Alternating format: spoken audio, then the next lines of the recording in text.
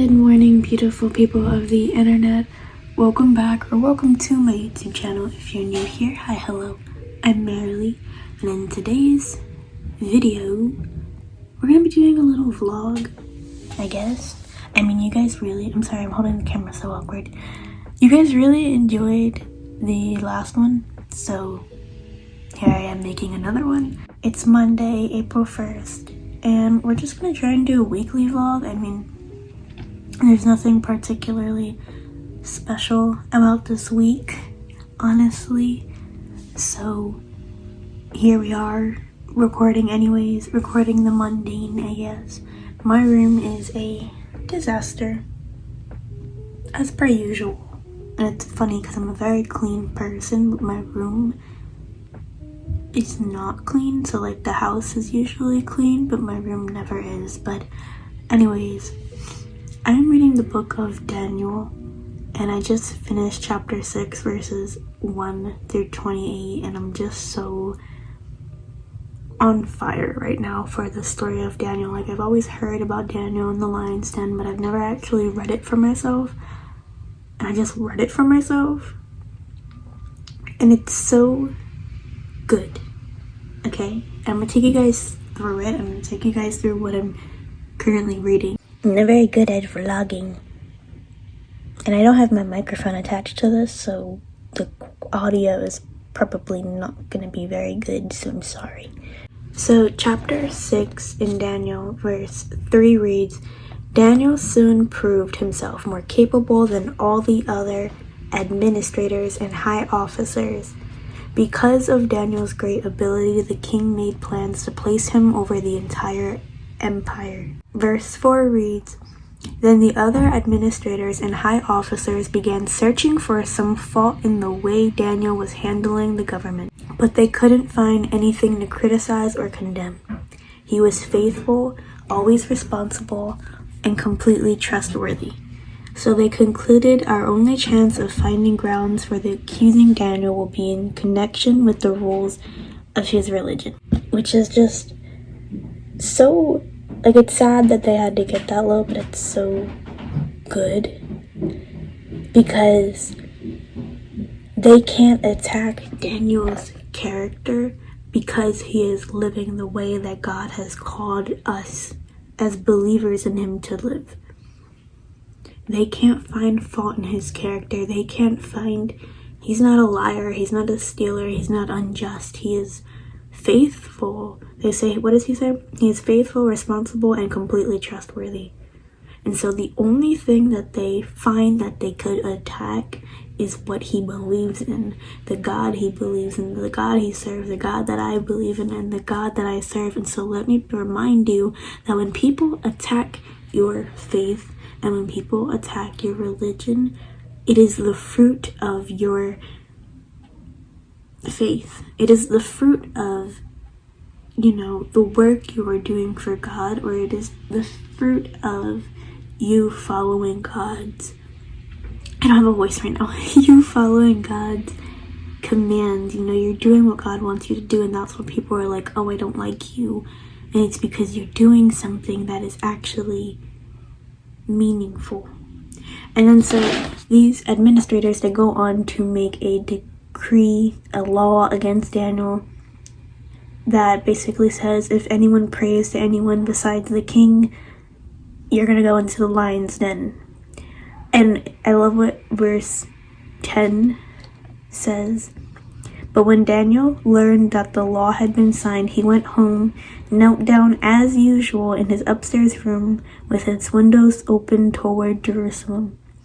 He prayed 3 times a day, just as he had always done, giving thanks to God. And that just goes to show the strength of Daniel's faith. He said, yeah, I could die for, doing what I'm supposed to do or doing what I believe in, but I'm going to do it anyways, as usual. I love that it says as usual, and he prayed just as he always done. Like, nothing changed for Daniel. His faith and his believance, that's not a word. His faith in God did not change, despite the fact that now he could be persecuted, despite the fact that now, there were some serious consequences for it. And so of course he gets thrown into the lion's den, and God of course protects him because because Daniel was a faithful servant, but also because God wanted to prove these people wrong, I think.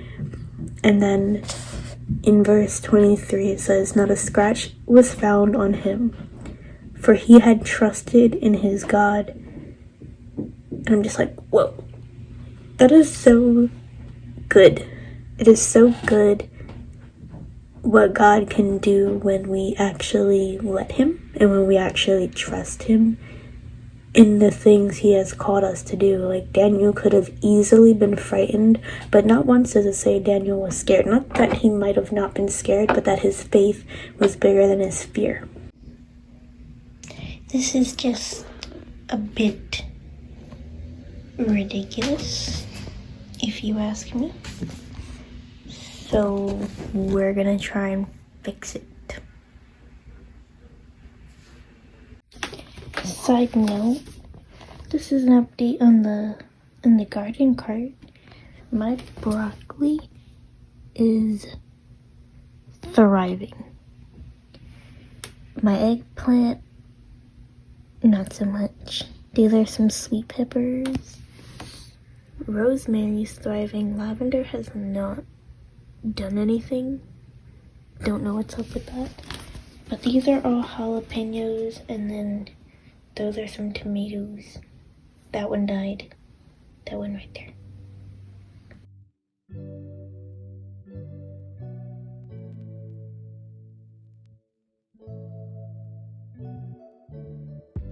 Your blood makes atonement for my sin, cleanses deep within, and I know that you forgive all unrighteousness.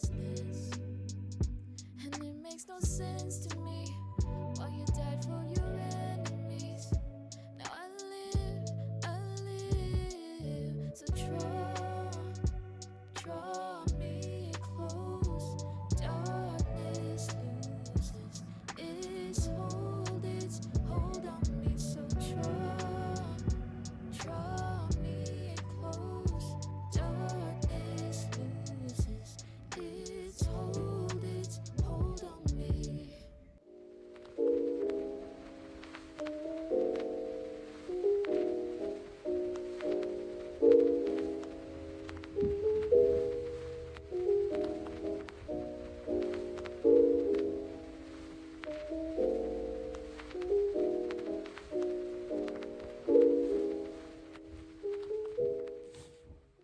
I've got a lot of laundry to fold. So we're gonna fold laundry while I vent, because honestly I feel like this vlog is pretty boring. I haven't gone anywhere, can't really go anywhere because it's rainy weather. So we're just gonna vent and vlog and fold laundry together. Today's my first day back at school from spring break. And when I say back at school, I mean back on my laptop, because I'm doing online school for my senior year of high school. Can I say that I love it? No. I'm not an online school kind of person. And because of that, I always find that I end up in this mindset of not being grateful and very irritated when I have to sit at home on a laptop for however long it takes me to get done my work. And it puts me in a very irritated mood, if I'm honest with you. So on school days, I am in a continuous battle in my mind where I have to remind myself to stay grateful and to check my heart posture and to put my eyes back on Jesus. Because I think, some of these I'm not folding because I have to hang them up. So if you see me just toss it, that's why. But I am in this season where I'm constantly battling my mind and my thoughts and my own selfish and ungrateful flesh, where I continuously feel ungrateful, where I continuously feel upset that I'm in this situation, that I'm not going to an in-person school, you know?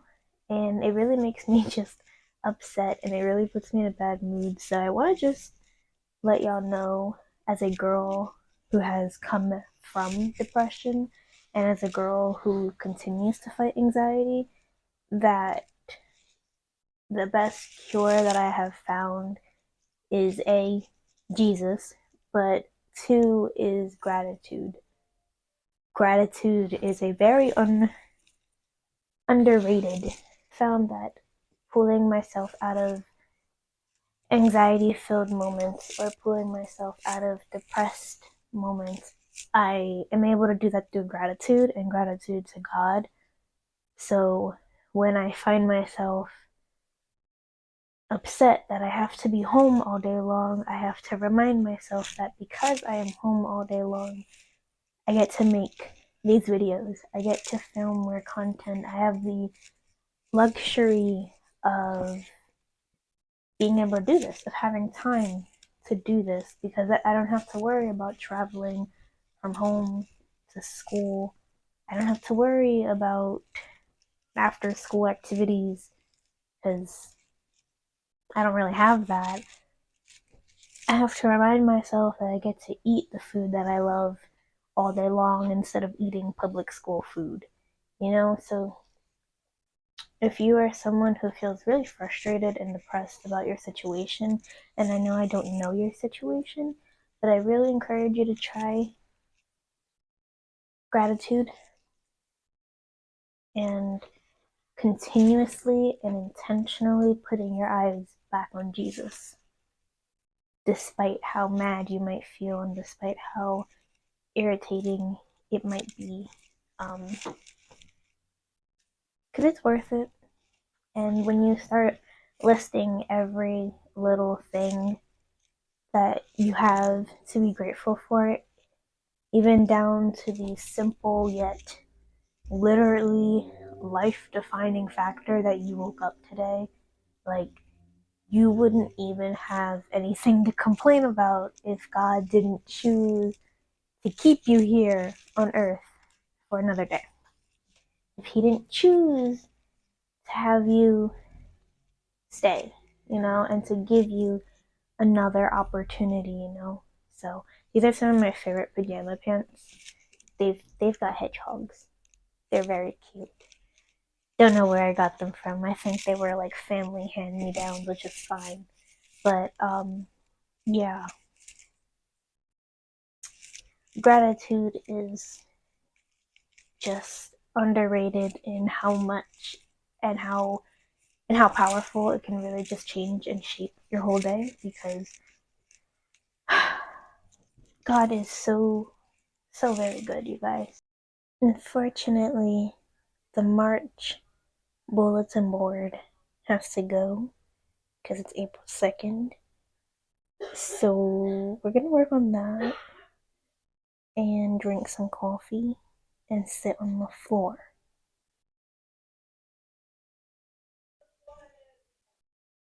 Yeah.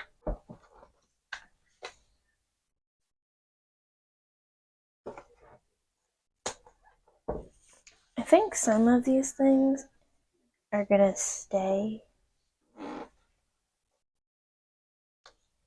But like my goals, I wanna change. But like,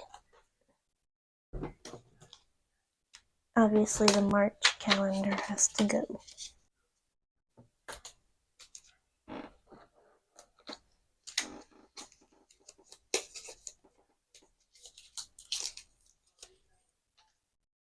Okay, this is the setup for April. It's not very pretty, but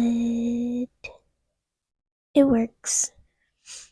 Didn't film me doing it because I got really into, doing it. But yeah, so this just goes to show you guys, it doesn't have to be perfect doesn't have to be aesthetic. Just get it done. A lot of the stuff is up for March, which is fine because I can reuse it. But I changed my goals a little bit. I still have to finish the book I didn't finish last month. I want to be able to upload a video every single week this week, which means I have to get 4 videos up this month. I want to learn 5 new scriptures because I haven't really been doing any scripture learning for the past 2 months, not gonna lie. So I made it a goal for this month. And I also want to complete a Bible study this month because I didn't do one last month either.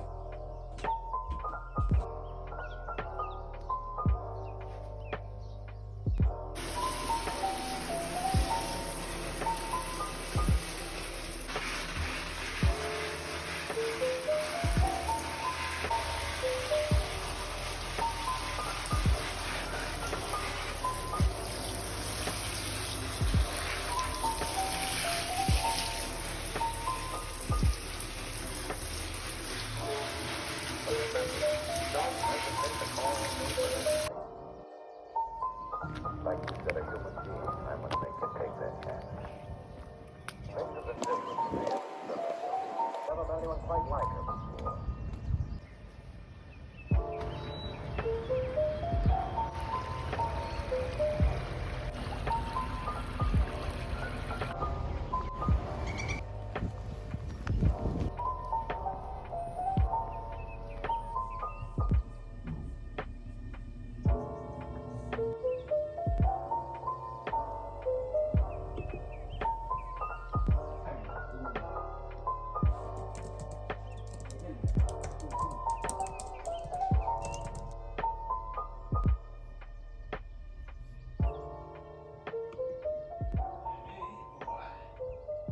It is currently 8 o'clock on Thursday, and if I'm honest, I feel really anxious for absolutely no reason. So we're gonna journal, and we're gonna read our Bible, and we're gonna pray because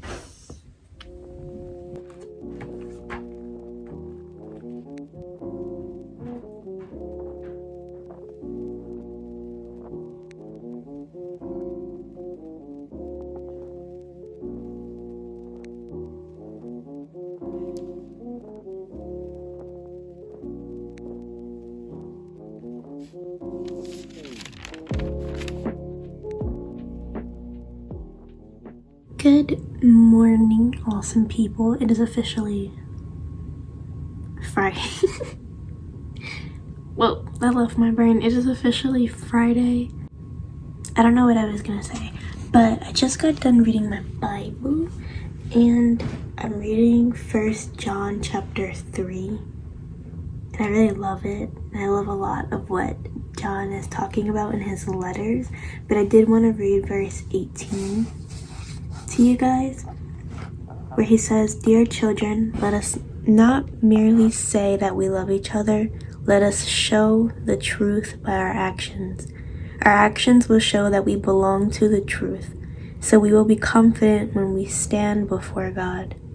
And then verse 20 says, "Even if we feel guilty, God is greater than our feelings, and He knows everything." And I just think that's great. I don't know why my camera angle went down, but anyways, I love how much John talks about how we're not supposed to just say that we love each other, and we're supposed to show it through our actions, because our actions will reveal our truth, and then we will belong to that truth. And that we're not just supposed to love people by saying that we love them, but showing it through our actions, which is really convicting because sometimes it's hard to love people, particularly people that you don't know. And it's not because I don't want to love them, but you know, we live in a world where trusting others is really hard. So I think it's more about discernment and just trying to radiate God's love through everything you say and do. But I really like verse 20 where it says, even if we feel guilty, God is greater than our feelings, which is a reminder that I need all of the time, that how I feel is not how God feels. So that is your reminder today, that even when you feel guilty because of what Jesus did for us, we have not the right but the privilege to go and stand before God. Today is going to be a little bit of a busy day just because I have a lot that I want to get done on my to-do list. I have to make cupcakes for a coworker because today is her birthday and I go into work today. So that is going to be fun. I'm going to make chocolate cupcakes with vanilla frosting because that is specifically what she asked for. I'm going to make cupcakes from scratch today. Other than that, just some chores that I need to do, and then we're going to go on a walk because it is beautiful outside today. I'm sure you can see, but it looks gorgeous outside. It's only like 7:40. It's still kind of cold, but we're going to get out there as soon as possible.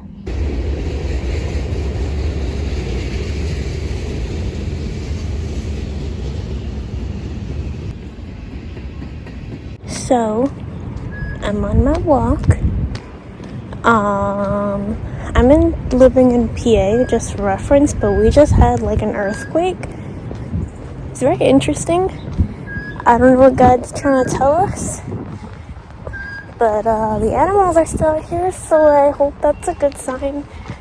You know, the solar eclipse stuff is on Monday, and what was it? What the heck was that? I think there's a woodpecker. The number for the earthquake in Jersey was 4.8, and then the eclipse is happening on April 8th, which is 4.8. But other than being windy, it's pretty chill outside. Nobody really out here because everyone's probably in school or work, and it's windy as ever. So I don't know how much of this you're going to be able to hear. But yeah, it's nice out. Hope you guys are enjoying this lovely angle, but I'm too nervous to vlog outside by myself, despite the fact that there's no one here like this. So I'm gonna vlog like this because it's less obvious. There's a bird. There's a pigeon. It's a pigeon. I wish I could befriend him, but he probably won't like me. Yeah, he's gone. I think there's someone up here because there's like a lawnmower that's unattended, and I don't feel like confrontation right now, so we're not gonna go over there. We're gonna go down the hill, but without the steps. Hopefully I don't fall. There's another bird. Oh, and why don't the birds like us? What did we as humans do to the birds that they've run away? There's another bird. Is he gonna be chill? I don't think. Oh no, he's running from me too. Hey, buddy. Oh, okay, bye. He didn't like me.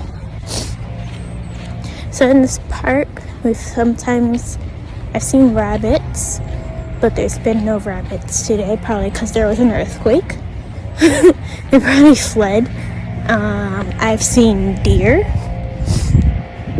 which is cool, and I've also seen foxes. I saw a very fat fox the other day, I think last weekend.